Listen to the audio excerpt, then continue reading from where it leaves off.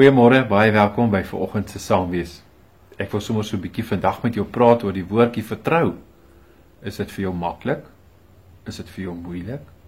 Is dit soms vir jou uitdagend? Bied dit soms vir jou vreugde om te vertrou? Want baie kere dan sê mense, veral wanneer mense deur 'n moeilike tyd gaan, ag, vertrou net op die Here. Dit sal uitwerk. Vertrou op die Here. Dis makliker gesê as gedaan, hè?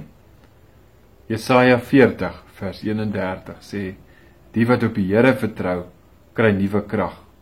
Hulle vlieg met arendsvlerke, hulle hardloop en word nie moeg nie. Hulle loop en raak nie afgemat nie.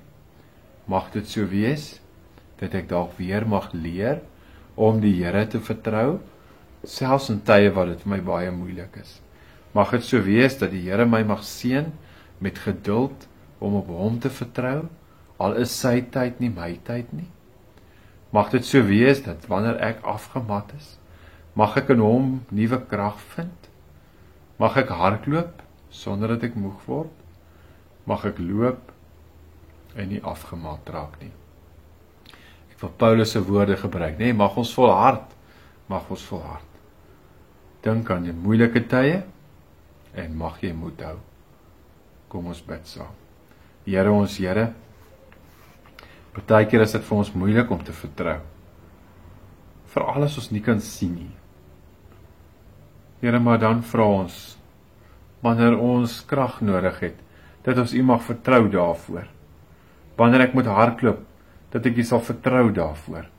Wanneer ek moeg word, dat ek U sal vertrou, dat U my nie sal laat afgemat raak nie, maar laat raak nie. Dat ek moed sal vind. Here, dat ek sal leer om op U te vertrou. Al is U tyd en my tyd nie dieselfde nie. Mag ek geseën word met geduld. Mag dit so wees dat ek op U sal wag en volkome op U sal vertrou vir dit wat U in my lewe beplan. Ek wag daarop in afhanklikheid en in volle vertroue. In Jesus naam. Amen. Mag jy 'n mooi en 'n geseënde dag hê en mag dit 'n dag wees wat getuig van jou vertroue op die Here. Mooi bly.